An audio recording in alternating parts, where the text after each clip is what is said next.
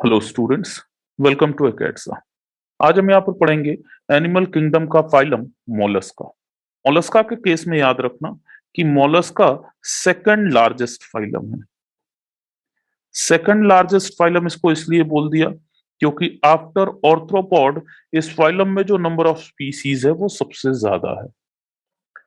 इस फाइलम के जो मेंबर हैं वो सॉफ्ट बॉडी के होते हैं और सॉफ्ट बॉडी के साथ साथ इनकी बॉडी पर शेल प्रेजेंट भी हो सकता है और एब्सेंट भी हो सकता है। तो कुछ तुम्हें यहाँ पर शेल्ड एग्जाम्पल भी मिलेंगे और कुछ ऐसे भी ऑर्गेनिज्म मिलेंगे जिनके पास शेल नहीं प्रेजेंट है। इस फाइलम के जो मेंबर हैं वो aquatic habitat as well as terrestrial habitat दोनों पर मिलते हैं। मेजॉरिटी एक्वेटिक में मिलेंगे। एक्वेटिक का मतलब fresh water as well as sea water, और फ्यू तुम्हें टेरेस्ट्रियल हैबिटेट पर भी मिलेंगे। टेरेस्ट्रियल हैबिटेट के केस में याद रखना land snail. Basis of classification अगर यहाँ पर चेक किया जाए तो इनके केस में ऑर्गेनाइजेशन प्रेजेंट होता है organ system grade. Organ system grade body organisation में मल्टीपल ऑर्गन्स यूनाइट हो जाते हैं और मल्टीपल ऑर्गन यूनाइट हो जाएंगे तो वो यूनाइट होके एक सिंगल फंक्शन को परफॉर्म करेंगे। ऑर्गन सिस्टम बॉडी ऑर्गेनाइजेशन के बाद बात करते हैं इनके सिमिट्री की। तो सिमिट्री यहाँ पर प्रेजेंट रहेगी और सिमिट्री हो जाएगी बाइलैटरल। बाइलैटरल सिमिट्री से याद रखना सिफलाइजेशन भी यहाँ पर प्रेजेंट रहेगा। सिमिट्री में एक इंपॉर्टेंट पॉइंट यहाँ पर आता है टॉर्शन।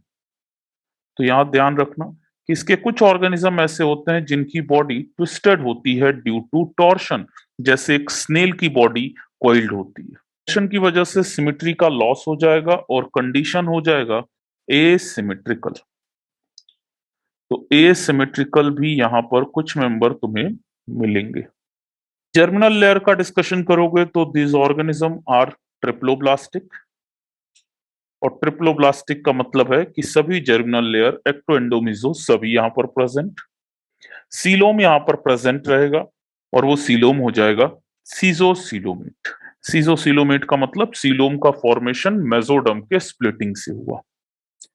सीजोसिलोमेट कंडीशन के बाद इनकी बॉडी पर कैल्शियम कार्बोनेट या फिर आप बोल सकते हो कैल्केरियस शेल प्रेजेंट हो सकता है। तो कैल्केरियस शेल भी इनका एक इसेंशियल फीचर है, बट ध्यान रखना ये कैल्केरियस शेल हर एक मॉलस्क में नहीं प्रेजेंट होता। अब बात करते हैं इन ऑर्गेनिज्म के मॉर्फोलॉजिकल और एनाटॉमिकल फीचर्स की। मॉर्फोलॉजिकल एनाटॉमिकल फीचर में हमें इसके डायग्राम को समझना पड़ेगा। तो इसके बॉडी के टोटल 3 सेक्शन होते हैं। सबसे पहला सेक्शन होता है हेड, जिसे मैंने ब्लैक कलर से शो कर दिया। दूसरा सेक्शन होता है विसरल हम्प, और थर्ड सेक्शन हो जाएगा इसका मस्कुलर फुट। तो यहाँ पर आप तीनों सेक्शंस को देख सकते हो डिफरेंट कलर से। ब्लैक वाले पार्ट को बोल सकते हो हेड, ब्लू वाले पार्ट को बोल सकते हो विसरल हम्प, और रेड वाले पार्ट को बोल सकते हो मस्कुलर फुट। फिर बात करते हैं इनके एलिमेंट्री कनाल की। तो यहाँ पर मैं एलिमेंट्री कनाल शो कर दिया और एलिमेंट्री कनाल को ट्विस्टेड शो कर रहा हूं ताकि तुम्हें टॉर्शन का फिनोमेना भी यहाँ पर ध्यान रहे। तो ये ट्विस्टेड पार्ट इसका एलिमेंट्री कनाल रहेगा और एलिमेंट्री कनाल पोस्टीरियर साइड में जाकर ओपन हो जाता है। एलिमेंट्री कनाल की ओपनिंग मींस माउथ जहां पर प्रेजेंट है वहां पर एक और स्ट्रक्चर प्रेजेंट होता है जिससे बोलते हो रेड्यूला, और इस रेड्यूला में backward directed spiny structure present होते हैं जिससे ये किसी भी सरफेस को स्क्रैच करके उसके ऊपर ग्रोइंग जो माइक्रो ऑर्गेनिज्म है उन्हें खा सकता है, उन्हें फीड कर सकता है। तो इस फाइल लाइक रेस्पिंग ऑर्गन को बोल सकते हो आप रेड्यूला। ये इंपॉर्टेंट पॉइंट है, यहां पर ध्यान रखना। फिर इसके बाद इस नेक्स्ट स्ट्रक्चर को देखो जिसे मैंने एलिमेंट्री कनाल के मिड में शो कर दिया, और इसे आप बोल सकते हो hepato pancreatic gland. Hepato pancreatic gland से यहाँ पर इसके फंक्शन क्लियर हो चुके होंगे कि ये hepatopancreatic gland liver as well as pancreas दोनों की सिक्रीशंस को रिलीज कर सकता है। हिपैटो पैंक्रियाटिक ग्लैंड के बाद अगले पार्ट पर आ जाते हैं जिसे अपन बोल सकते हैं टीनिडियम, और टीनिडियम को मैं एक फिदर्ड स्ट्रक्चर से शो कर रहा हूं इसके टर्मिनल पर। ये टिनिडियम को आप फिदर्ड गिल भी बोल सकते हो, जिससे ये रेस्पिरेशन भी परफॉर्म कर सकता है और एक्सक्रीशन भी परफॉर्म कर सकता है। तो this structure is known as ctenidium. और टिनिडियम के दो फंक्शन हो गए। प्राइमरी फंक्शन हो गया रेस्पिरेशन, गिल्स लाइक स्ट्रक्चर है तो रेस्पिरेशन ही परफॉर्म करेंगे, और सेकेंडरी फंक्शन इसका एक्सक्रीशन भी हो सकता है। इन ऑर्गेनिज्म के पास किडनी भी प्रेजेंट रहेगी, जिसे आप नाम दोगे मेटानेफ्रीडियम। तो दिस इज नोन एज मेटानेफ्रीडियम। और मेटानेफ्रीडियम के मल्टीपल और भी नेम्स होते हैं जिसे आपको याद रखना है, लाइक कैबर्स ऑर्गन और ऑर्गन ऑफ बोजोनस। तो ये तीनों नेम मेटानेफ्रीडिया के लिए ही है। हार्ट इनके केस में प्रेजेंट रहेगा, बट सर्कुलेशन कैसा हो जाएगा? Open circulation. तो यहां पर ध्यान रखना, हार्ट प्रेजेंट बट सर्कुलेशन कैसा चलेगा? Open circulation. और ओपन सर्कुलेशन का मतलब तुमको मैंने बताया था कि इन ऑर्गेनिज्म में आर्टरी, वेन और कैपिलरीज के अंदर ब्लड रन नहीं करता, ब्लड प्रेजेंट रहता है हीमोसील कैविटी। हीमोसील कैविटी के बाद नेक्स्ट बात करते हैं कैल्शियम कार्बोनेट की कवरिंग की।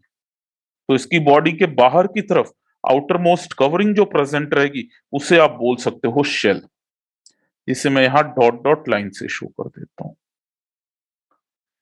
तो ये कंप्लीट पार्ट हो जाता है यहां पर शेल। और इस शेल के अंदर जो स्पेस बचा उस स्पेस का नाम हो जाएगा मेंटल कैविटी। तो ये हो गया शेल। और शेल के अंदर जो स्पेस बचा उसे क्या बोल सकते हो आप? Mantle cavity. मेंटल कैविटी के बाद नेक्स्ट बात करते हैं इनके सेंसरी स्ट्रक्चर्स की। तो नर्वस सिस्टम और सेंसरी स्ट्रक्चर के केस में याद रखना, यहां पर 3 to 4 पेयर गैंग्लिया प्रेजेंट रहता है। और ये 3 to 4 pair ganglia head means cerebral, visceral hump और मस्कुलर फुट में डिवाइडेड रहेगा। इनके पास कुछ सेंसरी स्ट्रक्चर भी प्रेजेंट है। Number 1 sensory structure is statocyst. Statocyst तुमने क्रस्टेशिया में भी पढ़ा था, बॉडी को बैलेंस करने में ये काम आता है। सेकंड सेंसरी स्ट्रक्चर यहां पर प्रेजेंट रहेगा ऑस्फ्रेडियम। और ऑस्फ्रेडियम इज अ केमोरिसेप्टर। और केमोरिसेप्टर है तो ये सराउंडिंग एनवायरनमेंट को मॉनिटर करता है। सराउंडिंग एनवायरनमेंट में जो वाटर प्रेजेंट है उसके पीएच को सेंस करेगा, उसके सैलिनिटी को सेंस करेगा। ऑस्ट्रेडियम के बाद जो थर्ड स्ट्रक्चर है वो हो जाता है इनका आई, जिसे आप बोल सकते हो ओमेटोफोर। आई और ommatophore is also present in some of the mollusc. इन ऑर्गेनिज्म के रिप्रोडक्शन की बात करें तो रिप्रोडक्शन के केस में याद रखना ये ऑर्गेनिज्म डाइशियस होते हैं।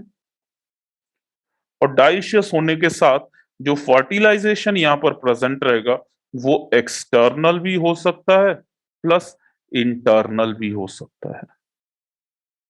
एक्सटर्नल इंटरनल फर्टिलाइजेशन के बाद नेक्स्ट रहेगा यहाँ पर लार्वल स्टेज।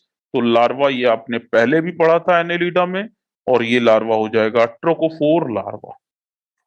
ट्रोकोफोर लार्वा के साथ कुछ और लार्वा याद कर सकते हो आप, like glochidium larva and veliger larva. तो ये डिफरेंट लार्वल स्टेजेस हैं, जिससे ये क्लियर हो जाता है कि ये ऑर्गेनिज्म इनडायरेक्ट डेवलपमेंट को शो करता है। तो एग्जाम्पल में मैंने यहां पर कुछ डायग्राम पहले से रखा हुआ है। सबसे पहला डायग्राम है पाइला का, जिसे आप एप्पल स्नेल बोलते हो। सेकंड आप यहां पर देख सकते हो पिंकटाडा और पर्ल ऑयस्टर, जिससे अपन पर्ल ऑब्टेन कर सकते हैं।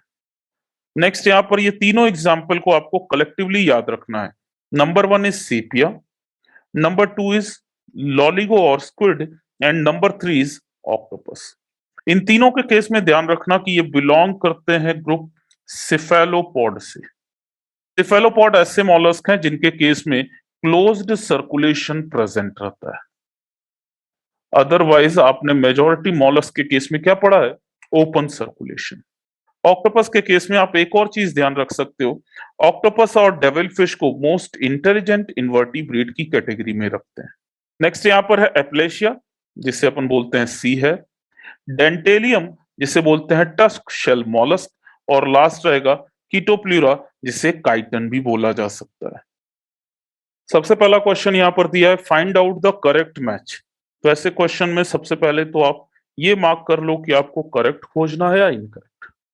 Correct match from the following table, और टेबल में दिया है कॉलम 1 पिंकटाडा जिसे पॉलोएस्टर बोलते हैं और वो मोलस्का होता है। यस, ये स्टेटमेंट बिल्कुल सही है। सेकंड दिया कीटोप्लूरा जिसे काइटन बोला और वो एनेलिडा का होता है, तो यहां पर ये स्टेटमेंट गलत हो गया, ये एनेलिडा के मेंबर नहीं होते। और थर्ड दिया है पाइला टस्क शेल एंड मोलस्का, तो पाइला आर नॉट टस्क शेल, इन्हें एप्पल स्नेल बोल सकते हो। टस्क शेल कौन होते थे? डेंटेलियम। तो करेक्ट आंसर यहां पर जाएगा ओनली फर्स्ट। नेक्स्ट यहां पर दिया which one of the following invertebrate is protostomic. Protostome का मतलब याद करो, ऐसे ऑर्गेनिज्म जिसमें ब्लास्टोपोर से माउथ का फॉर्मेशन हो, और ब्लास्टोपोर से माउथ का फॉर्मेशन के लिए मैंने आपको 5 फाइलम बताए थे। सबसे पहला फाइलम था प्लैटिहेल्मिन्थीज, दूसरा फाइलम था एसेहेल्मिन्थीज, तीसरा फाइलम था एनेलिडा, फिर नेक्स्ट था ऑर्थ्रोपोडा, और लास्ट क्या था? मोलस्का। तो यहां पर इन सभी फाइलम में से कोई आंसर हो सकता है। नेक्स्ट यहां पर दिया बायलैटरल सिमेट्री, तो बायलैटरल सिमेट्री भी लगभग सभी में प्रेजेंट होती है। एंड सीजोसिलोमेट कंडीशन, सीजोसिलोमेट कंडीशन हो गया, तो यहां पर अपने सिर्फ 3 फाइलम बच गए, एनेलिडा, ऑर्थ्रोपोडा, मोलस्का।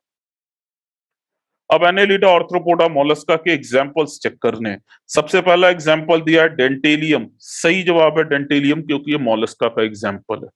दूसरा एग्जांपल दिया है टीनोप्लेना, गलत जवाब है क्योंकि टीनोप्लेना बिलोंग करता है फाइलम टेनोफोरा से। तीसरा एग्जांपल है वुचरेरिया, और वुचरेरिया भी एसेहेल्मिन्थीज का मेंबर है, तो उसे भी आप क्रॉस आउट कर सकते हो। और लास्ट है टीनिया जो कि एक प्लैटिहेल्मिन्थीज है। तो यहां पर बेस्ट आंसर तुम्हारा जाएगा डेंटेलियम, और डेंटेलियम का दूसरा नाम याद रखना टस्क शेल मोलस्क। तो आई होप यहां तक का पॉइंट मोलस्का का आप सभी को क्लियर हो चुका होगा। मोलस्का के केस में तुम्हें ध्यान रखना है इनके एग्जाम्पल्स, अपने एनसीईआरटी में बहुत से एग्जाम्पल दिए हैं, इसीलिए मैंने मल्टीपल डायग्राम्स भी तुम्हें दिखा। एग्जाम्पल के साथ कुछ बेसिक फीचर्स है जो यहाँ पर आपको याद रखना है। Thank you.